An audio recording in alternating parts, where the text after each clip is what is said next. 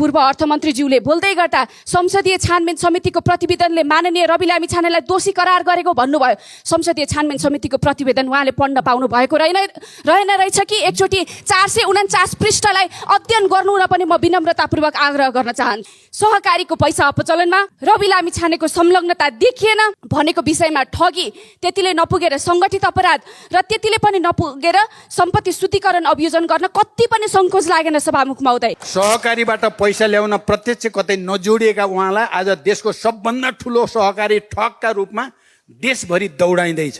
हिजो उहाँलाई ठुल्ठुला अफर गरेकाहरू आज न्यायपालिकालाई धम्क्याएर भए पनि फसाई छाड्ने कसरतमा हुनुहुन्छ। त्यसको लागि सिङ्गो राज्यको दुरुपयोग भएको छ। संसद नियमावलीले संसद निलम्बन पनि हुन सक्ने अवस्थाको पहिल्यै परिकल्पना गरेको थियो सभामुख महोदय। तर राजनीतिक लाभहानिको लागि कानुनलाई राजनीतिक अस्त्रको रूपमा प्रयोग नगरियोस् र सांसदहरू त्यसको शिकार हुनु नपरोस् भन्ने आकलन गरेर नै नियमावलीमा अदालतले पूर्वपक्षको लागि थुनामा पठाएमा मात्र निलम्बन गर्ने प्रावधान राखेको हो। तर अदालतमा मुद्दा दर्ता हुँदा नहुँदै संसदले निलम्बनको सूचना टाँस गर्यो सभामुख महोदय।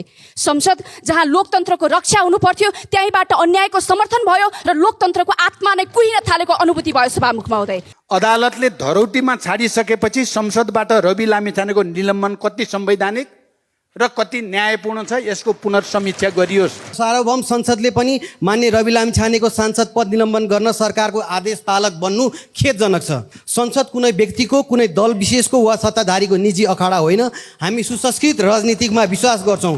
संसदीय मर्यादा ध्वस्त पार्ने काम बदर गरियोस् र रवि लामिछानेको सांसद पद निलम्बन फुकुवा गरियोस्। संसद सचिवालयलाई सरकारको यो दमनको साक्षी बन्न सङ्कोच किन लागेन सभामुख महोदय? हजुरबुवाले आर्जेको सम्पत्ति समेत नछोडिकन माननीय रवि लामिछानेमाथि सम्पत्ति शुद्धिकरणको मुद्दा दर्ता भएको छ। नेता र मन्त्रीहरूका सम्पत्ति शुद्धिकरण हुनुपर्छ, सुरुवात हाम्रो नेताबाट भएको छ। तर मात्र 2 वर्षको संसदीय अनुभव बटुलेको माननीय रवि लामिछानेको सम्पत्ति परीक्षण हुँदै गर्दा जीवनभर कुनै पनि पेसा नगरी केवल राजनीति गर्नुभएका, वर्षौं यो देशको नेतृत्व गर्नुभएका प्रधानमन्त्रीज्यू, पूर्व प्रधानमन्त्रीज्यूहरू, राजकीय पद धारण गरेका नेताहरूको सम्पत्ति परीक्षण गर्नु पर्दैन? जनताले गम्भीर प्रश्न उठाएको गिरिबन्धुको विषयमा, व्हाइट बडी घोटालाको विषयमा संसदीय छानबिन समिति किन नबनाउने?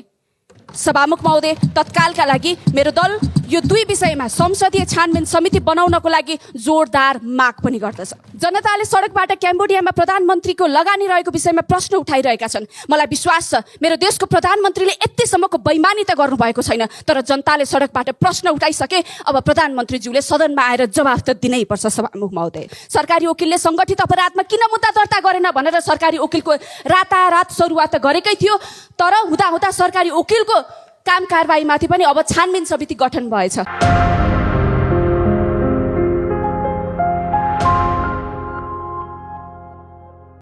सम्माननीय सभामुख महोदय, अन्ततः यो सरकारलाई लोकतन्त्रको सम्झना आएछ। 5 महिनाको अन्तरालपछि भए पनि संसद खोल्ने जमर्को गरेकोमा सरकारलाई धन्यवाद।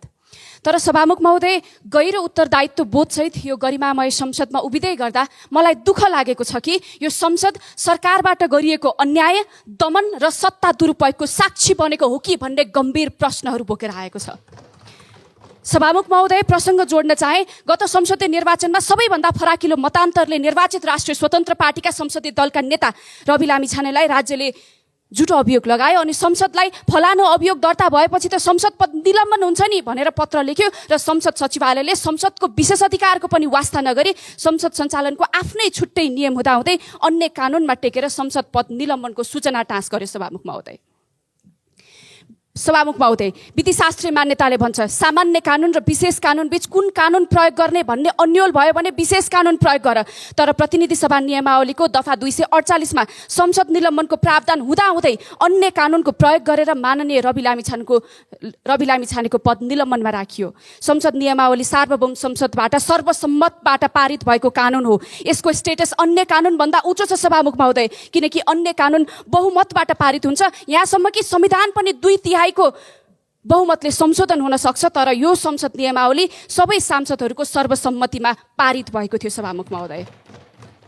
संसद नियमावलीले संसद निलम्बन पनि हुन सक्ने अवस्थाको पहिल्यै परिकल्पना गरेको थियो सभामुख महोदय। तर राजनीतिक लाभहानिको लागि कानुनलाई राजनीतिक अस्त्रको रूपमा प्रयोग नगरियोस् र सांसदहरू त्यसको शिकार हुनु नपरोस् भन्ने आकलन गरेर नै नियमावलीमा अदालतले पूर्वपक्षको लागि थुनामा पठाएमा मात्र निलम्बन गर्ने प्रावधान राखेको हो। तर अदालतमा मुद्दा दर्ता हुँदा नहुँदै संसदले निलम्बनको सूचना टाँस गर्यो सभामुख महोदय।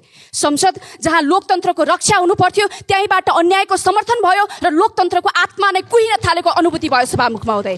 सत्तासीन गठबन्धनको रणनीतिक षड्यन्त्रको साक्षी बन्ने काम यो संसदले गर्यो सभामुख महोदय। जे होस्, मुद्दा अदालतमा दर्ता भएको छ। अबको निसाफ सम्मानित अदालतबाट हुने नै छ। तर अदालतले निसाफ दिनु अघि नै दूषित मुद्दा उठानकर्ताको पत्रको आधारमा संसदले माननीय रवि लामिछानेको पद निलम्बन गर्यो। अघि भर्खर बोल्ने क्रममा पूर्व अर्थमन्त्रीज्यूले बोल्दै गर्दा संसदीय छानबिन समितिको प्रतिवेदनले माननीय रवि लामिछानेलाई दोषी करार गरेको भन्नुभयो। संसदीय छानबिन समितिको प्रतिवेदन उहाँले पढ्न पाउनु भएको रहेन रहेछ कि एकचोटि 449 पृष्ठलाई अध्ययन गर्नु र पनि म विनम्रतापूर्वक आग्रह गर्न चाहन्छु। महागठबन्धनको सरकारलाई संसदीय छानबिन समितिले प्रतिवेदनको 449 पृष्ठमा सहकारीको पैसा अपचलनमा रवि लामिछानेको संलग्नता देखिएन भनेको विषयमा ठगी, त्यतिले नपुगेर सङ्गठित अपराध र त्यतिले पनि नपुगेर सम्पत्ति शुद्धिकरण अभियोजन गर्न कति पनि सङ्कोच लागेन सभामुख महोदय। यो हामी बुझ्छौँ। नयाँ शक्तिलाई दमन गर्न यत्तिको बल त लगाउनै पर्यो। तर संसद सचिवालयलाई सरकारको यो दमनको साक्षी बन्न सङ्कोच किन लागेन सभामुख महोदय? सभामुख महोदय, म र मेरो पार्टी यसमा गहिरो खेद प्रकट गर्छौँ र संसद सचिवालयले यो निर्णय छिटोभन्दा छिटो सच्याओस् र निलम्बन फुकुवा गरोस् भन्ने विनम्रतापूर्वक आग्रह पनि गर्दछु। सभामुख महोदय, हामी त संसदीय अभ्यासमा आएको ठ्याक्कै 2 वर्ष भएछ। कसैसँग 1 रुपियाँ घुस खाएको छैन, भ्रष्टाचार गरेको छैन। तर पनि हजुरबुवाले आर्जेको सम्पत्ति समेत नछोडिकन माननीय रवि लामिछानेमाथि सम्पत्ति शुद्धिकरणको मुद्दा दर्ता भएको छ। ठिक छ, हामीले भनेकै थियौँ नेता र मन्त्रीहरूका सम्पत्ति शुद्धिकरण हुनुपर्छ। सुरुवात हाम्रो नेताबाट भएको छ। तर मात्र 2 वर्षको संसदीय अनुभव बटुलेको माननीय रवि लामिछानेको सम्पत्ति परीक्षण हुँदै गर्दा जीवनभर कुनै पनि पेसा नगरी केवल राजनीति गर्नुभएका, वर्षौं यो देशको नेतृत्व गर्नुभएका प्रधानमन्त्रीज्यू, पूर्व प्रधानमन्त्रीज्यूहरू, राजकीय पद धारण गरेका नेताहरूको सम्पत्ति परीक्षण गर्नु पर्दैन?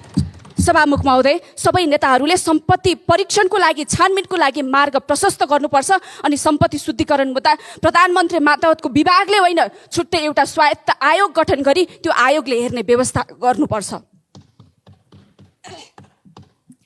मनी लान्ड्रिङको अन्तर्राष्ट्रिय मूल्याङ्कनमा नेपाल ग्रे लिस्ट निगरानी सूचीमा पर्ने संघारमा पुगेको छ। यति बेला यो छानबिनले देशकै छवि सुधारमा केही योगदान पुग्ने हाम्रो विश्वास रहेको छ। सभामुख महोदय, यो संसदले एउटा नजिर स्थापना गरेको छ। प्रश्न उठेपछि संसदीय छानबिन समिति बनाउने।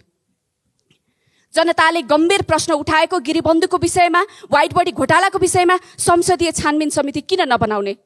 सभामुख महोदय, तत्कालका लागि मेरो दल यो 2 विषयमा संसदीय छानबिन समिति बनाउनको लागि जोरदार माग पनि गर्दछ। जनताले सडकबाट क्याम्बोडियामा प्रधानमन्त्रीको लगानी रहेको विषयमा प्रश्न उठाइरहेका छन्। मलाई विश्वास छ मेरो देशको प्रधानमन्त्रीले यतिसम्मको बेइमानी त गर्नुभएको छैन। तर जनताले सडकबाट प्रश्न उठाइसके, अब प्रधानमन्त्रीज्यूले सदनमा आएर जवाफ त दिनै पर्छ सभामुख महोदय। साथै सभामुख महोदय, रवि लामिछानेमाथि कसरी पूर्वाग्रही ढङ्गले राज्य अभियोजन गर्न उद्यत छ भन्ने सरकारको पछिल्लो कदमले देखाइरहेको छ। सरकारी वकिलले सङ्गठित अपराधमा किन मुद्दा दर्ता गरेन भनेर सरकारी वकिलको रातारात सुरुवात गरेकै थियो। तर हुँदा सरकारी वकिलको काम कारबाहीमाथि पनि अब छानबिन समिति गठन भएछ। एउटा अभियोजनकर्ताको स्वविवेकलाई राज्यले कसरी बन्धक बनाउँदो रहेछ भन्ने एउटा गतिलो उदाहरण प्रस्तुत भएको छ। यति मात्र होइन, रवि लामिछानेको मुद्दामा बहस गर्न थप 3 जिल्लाबाट सरकारी वकिलहरू झुकाइएको रहेछ। रवि लामिछाने विरुद्ध प्रतिशोध साध्न कति जोडबल लगाएको यो सरकारले। मेरो आग्रह छ सभामुख महोदय, एउटा व्यक्ति विरुद्ध राज्य कसरी नियोजित तवरले लाग्न सक्छ र नयाँ शक्तिलाई दमन गर्न स्थापित दलहरू कति हदसम्म पर जान सक्छन् भन्ने कसैले उदाहरण खोज्यो भने माननीय रवि लामिछानेलाई देखाइदिनु सभामुख महोदय। बेरोजगारी, महँगी, कालोबजारी, प्राकृतिक विपत्ति न्यूनीकरण लगायत अनगिन्ती विषयमा राज्यको प्राथमिकता हुनुपर्नेमा मात्र रवि लामिछाने थुन्ने काममा यति तल्लीन भएकोमा ठूलो काम गरेछ। सरकारलाई हार्दिक बधाई भन्न चाहन्छु। धन्यवाद। सम्मानीय सभामुख महोदय, उता जलवायु परिवर्तनका कारणले हाम्रो हिमालमा हिउँ देखिन छोडेको छ। यता सरकारलाई सत्ताको गर्मीले हो कि के हो, झन्डै हिउँदे अधिवेशन देख्न छोडेको थियो। अब यसलाई हिउँदे अधिवेशन होइन गर्मी अधिवेशन भन्नु पर्ला जस्तो छ। सभामुख महोदय, सरकारले मान्य रवि लामिछानेलाई राजनीतिक प्रतिशोध साँधेर जिल्ला जिल्ला घुमाइरहेको, वकिल फेरेर मुद्दा लड्न पठाइरहेको कुरा कसरी आइरहेको छ यो कुरा जनताले बुझिसकेका छन्। यसमा हामीलाई भन्नु धेरै कोही छैन। तर सार्वभौम संसदले पनि मान्य रवि लामिछानेको सांसद पद निलम्बन गर्न सरकारको आदेश पालक बन्नु खेदजनक छ।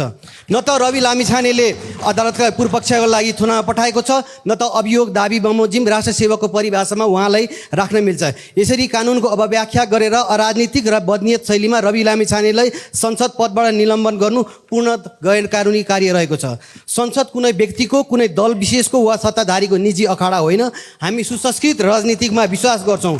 संसदीय मर्यादा ध्वस्त पार्ने काम बदर गरियोस् र रवि लामिछानेको सांसद पद निलम्बन फुकुवा गरियोस्। अन्य रवि लामिछाने सहकारीबाट पैसा ल्याउन प्रत्यक्ष कतै नजोडिएका उहाँलाई आज देशको सबभन्दा ठुलो सहकारी ठगका रूपमा देशभरि दौडाइँदैछ।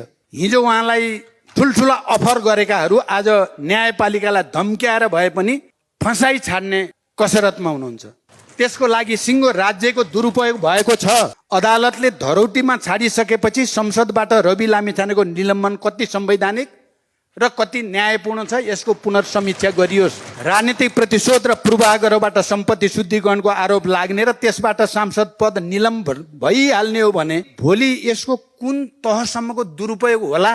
अहिले कसैलाई प्रतिशोध लिन त तपाईँहरूलाई मजै लागेको होला, तर भोलि आफैमाथि यही बज्रिन थाल्यो भने के होला? सहकारी ठगीमा सरकारको मापदण्ड विभेदपूर्ण मात्र छैन, बिल्कुल गलत पनि छ। सत्ताको मान्छे घरमै बसेर फरार हुन पाउने, अन्तिम दिन अदालतमा हाजिर हुन पाउने, त्यही दिन पेशी पाउने, त्यही दिन बयान दिन पाउने र घर जान पाउने। उता रोजगारीका लागि दलाललाई पैसा बुझाउने सोझा निर्दोष जनतामाथि मुद्दा चल्छ, तर मानव तस्करीमा सिधै जोडिएका मन्त्रीलाई मुद्दा नचालेर उन्मुक्ति दिइन्छ।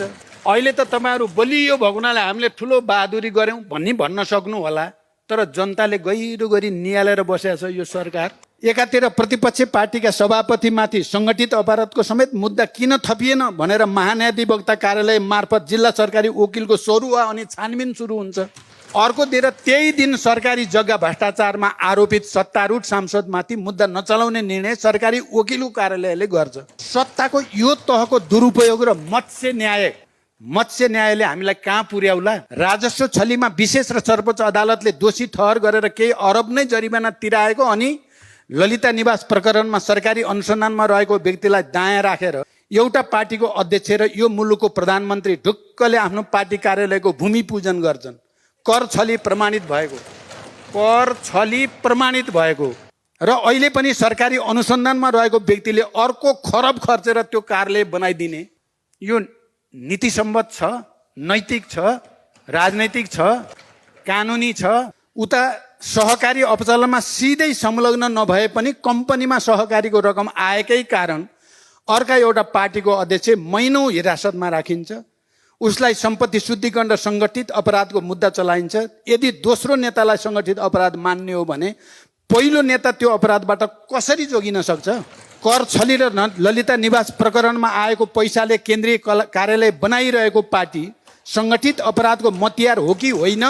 यो सदनले गम्भीर रूपले विचार गर्नुपर्ने विषय ठान्छु म। यो चाहिँ सम्मानीय सभामुख महोदय, युवाले पब्लिकले माइती गरमण्डललाई घेर्यो भने, पब्लिक प्रपर्टी तोडफोड गर्यो भने, ढुङ्गामुढा गर्यो भने मात्रै सरकारले सुन्ने हो कि अर्को बेला पनि सरकारले सुन्छ भनेर मैले सम्पूर्ण सरकारको ध्यान आकर्षण गराएँ।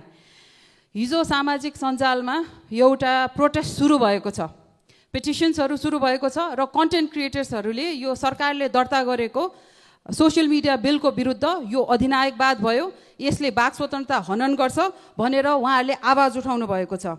यो आवाजलाई के सरकारले सुन्छ?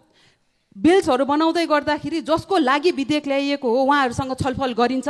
यो फेरि पनि पुष्टि हुँदैछ, लेफ्ट भनौँ, राइट भनौँ, सेन्टर भनौँ, कसैले नसुन्ने रहेछ भनेर यसले पुष्टि पनि गर्छ। र यो आवाज उठाउँदै गर्दाखेरि यस प्रति सरकारको ध्यानाकर्षण मैले गराएँ र म भन्न चाहन्छु, युवालाई बोलाउनुहोस्, युवासँग संवाद गर्नुहोस्, जनताको आवाज सुन्नुहोस्। पेलेरै यो गोलमटोलको अब हामीले त गर्ने हो नि भनेर कसरी यो विधेयकहरू सदनबाट पास हुन्छ हामीले देखा पनि छौँ। कसरी 2/3 दम्ब प्रयोग हुन्छ, कसरी यो मेजोरिटीको दम्ब प्रस्तुत हुन्छ, यो हामीले देखा पनि छौँ। त्यसैले सरोकारवालाहरूसँग, कन्टेन्ट क्रिएटर भाइ बहिनीहरूसँग बोलाउनुहोस्, छलफल गर्नुहोस् र बुझ्नुहोस् कन्टेन्ट क्रिएसन भनेको के हो, सोसियल मिडियामा आइडेन्टिटी कसरी बनाइन्छ, कसरी आफ्नो पर्सनल ब्रान्डिङ गरिन्छ भनेर यो सिम्पल कुरा पनि नबुझेर यो विधेयक ल्याइएको छ। यो विधेयक प्रति युवाहरूले गरेको उहाँहरूको सामाजिक सञ्जालमा जुन विरोध छ यसको सरकारले अहिले नै मनन गरेर यसको सम्बोधन गर्नुहोस्। र युवाहरूलाई भन्न चाहन्छु, तपाईँहरूको आवाज यो सदनले सुन्नै पर्छ। कुनै पनि पार्टीको डोरी समातेर बल्ल मेरो नेतासम्म पुग्छु अनि कुरा भन्छु होइन। अब सबैजना सांसदहरूले युवाहरूको आवाज बोक्नै पर्छ। जनताको आवाज आफ्नो पार्टीमा भए पनि नभए पनि सुन्नै पर्छ। र युवाको आवाज के छ? बोल्न दे सरकार, #रिभाइज सोसियल मिडिया बिल। धन्यवाद।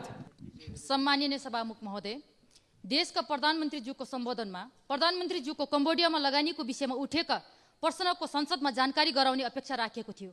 तर सम्माननीय प्रधानमन्त्रीज्यूले संसदमा उत्तरदायी भएर जवाब दिने मूल दायित्वबाट पन्छिँदै ढले ढले गीतको नक्कल गर्न तम्सिनुभयो। हो प्रधानमन्त्रीज्यू, देशको अर्थतन्त्र ढलेकै छ, जनता ढलेकै हुन्, तर बिचौलिया दलालहरू चाहिँ झन बलियो भएर उठेछन्। तसर्थ सभामुख मार्फत सम्माननीय प्रधानमन्त्रीज्यूलाई मेरो आग्रह छ, बाँसबारी जुत्ता कारखानाको जग्गाको मुद्दा चलाउनु नपर्ने कुरा आएको छ। भ्रष्टाचारीको मुख हेर्दैन भन्ने प्रधानमन्त्रीज्यूमाथि राज्यलाई हानि पुर्याएका पक्राउ परेका व्यक्तिसँग जग्गा दान माग्दै हिँडेको कम्युनिस्ट पार्टीका अध्यक्षमाथि पुँजीवादमा चुर्लुम्म डुबेको भन्ने आरोप छन्। यो विषयमा संसदमा जवाब दिन छोडेर विषय अन्तर नगर्न मेरो अनुरोध छ। धन्यवाद। धन्यवाद सम्माननीय सभामुख महोदय। यो भ्याक्सिनको एकदम राम्रो क्याम्पेन हो। I hope it's goes very successfully. जहाँ हामीले सहयोग गर्न सक्छौँ सहयोग गर्न एकदम रेडी त्यो प्रचार प्रसारको लागि काउन्टर सिन। दोस्रो चाहिँ नि मैले स्वास्थ्य मन्त्रीज्यूलाई सोध्न खोजेको, उहाँले धेरैवटा कुरा म यो निशुल्क त्यो निशुल्क भनेर घोषणा गर्दै जानुभएको छ। त्यो घोषणाको बिहाइन्ड फाइनेन्सियल ब्याकिङ छ कि छैन? फाइनेन्सियल ब्याकिङ नभइकन यो घोषणा गर्ने त यो राजाको पालामा चल्थ्यो। यो लोकतन्त्रमा त विदाउट फाइनेन्सियल ब्याकिङ गर्न मिल्दैन। दोस्रो, रेजिडेन्ट डक्टर्सहरूलाई स्वास्थ्य मन्त्री शिक्षा मन्त्री दुवैजना हुनुहुन्छ, मौखिक रूपमा अधिकृत सरहको तलब दिन्छु भन्नुभएको थियो, तर तपाईँहरूले लिखित रूपमा 25,000मा अग्रिमेन्ट गर्नुभयो। यसको बारेमा तपाईँहरूको क्लियर के हो र यो बोल्ने एउटा र गर्ने अर्को किन भइरहेछ? यो निशुल्कको घोषणा पनि त्यही हो कि लोकप्रियताको लागि बोल्दै हिँड्दाखेरि चाहिँ नि जवाफदेही हुनु पर्दैन भनेर धारणा हो? धन्यवाद। धन्यवाद यो खोपको कार्यक्रम सुचारू गरिदिनु भएकोमा मन्त्रीज्यूलाई। र यो खोपको चाहिँ अलिकति क्ल्यारिटी चाहिँ के भएन नि, एउटा दिने हो कि दुईवटा दिने हो भनेर कसैले एउटा मात्रै भन्छ, कसैले दुईवटा भन्छ। यो कुरा पनि क्लियर भएर नै अगाडि बढ्यो भने सजिलो हुन्छ लगाउनलाई। सँगै चाहिँ मलाई कर्णाली प्रतिष्ठानको कुरा राख्न मन लाग्यो, किन मन्त्रीज्यू र प्रधानमन्त्रीज्यू भर्खरै कर्णाली प्रतिष्ठानमा पुग्नु पनि भएको थियो। र जुन कर्णाली प्रतिष्ठानमा चाहिँ कर्णाली लगायत सुदूरपश्चिम गरेर 13 जिल्लाका नागरिकले त्यहाँबाट सुविधा प्राप्त गर्नुहुन्छ। र त्यही कर्णाली प्रतिष्ठानमा चाहिँ एउटा MRI मेसिन छैन, सिटी स्क्यान छैन, एक्सरेको मेसिन छैन। 13वटा जिल्ला हेर्ने एउटा कर्णाली प्रतिष्ठानमा पनि यस्तो खालको मसिनहरू नभएर त्यहाँको मान्छेहरूले चाहिँ ज्यान गुमाउने अथवा काठमाडौँ नेपालगञ्ज चाहिँ रिफर गर्नुपर्ने बाध्यता भएको छ। र त्यहाँ जाने डक्टर्सहरूलाई पनि धेरै प्रब्लम भएको छ। यो कुरामा चाहिँ मैले मन्त्रीज्यूलाई पटक चाहिँ यो MRI मेसिनहरू चाहियो हामीलाई भन्ने गरेको छु। र यो कहाँसम्म पुगेको छ र यो मेसिन हाम्रो कर्णाली प्रतिष्ठानले चाहिँ प्राप्त गर्ने हो कि होइन भन्ने पनि मलाई जवाफ चाहियो। धन्यवाद। देशमा महिलाहरूमा क्यान्सरको कारणले मृत्यु हुने दोस्रो प्रमुख कारण चाहिँ स्तन क्यान्सर हो। पाठेघरको मुख क्यान्सरको लागि प्रिभेन्सन सुरु गर्नुभएको छ, thank you so much for that. तर स्तन क्यान्सरको प्रिभेन्सनको लागि अर्ली आइडेन्टिफिकेसन र ट्रिटमेन्टको लागि यो चाहिँ अर्ली आइडेन्टिफिकेसन भयो भने, समयमा पहिचान भयो भने निर्क्योल गर्न सकिन्छ, कम्प्लिटली ट्रिट गर्न सकिने क्यान्सर हो। यद्यपि दोस्रो प्रमुख कारणको रूपमा नेपालमा रहिरहेको छ। अहिले यो वर्षको आर्थिक वर्षमा बजेट पनि छुट्याइएको थियो, स्तन क्यान्सरको परीक्षणलाई निःशुल्क रूपमा विभिन्न ठाउँमा कार्यक्रम सञ्चालन गरिन्छ भनेर। त्यो छुट्याइएको बजेट के गर्यो, कहाँ सञ्चालन भयो, 7वटा प्रदेशमा कहाँ म्यामोग्राम इन्स्टल भयो भनेर म सोध्न चाहन्छु। र यसको लागि के तयारी गरिरहेको छ स्वास्थ्य मन्त्रालयले? अर्को कुरा भर्खरै उठ्यो पनि, रेजिडेन्ट डक्टर्सहरूको PG पढिरहेका डक्टरहरूले सरकारीमा पढ्ने र निजी मेडिकल कलेजमा पढ्ने एउटै हो, ड्युटी एउटै गर्ने हो। उहाँहरूले 72 घन्टासम्म ड्युटी ड्युटी गर्नुहुन्छ यो न्यायोचित भएन यसलाई न्यायोचित बनाइ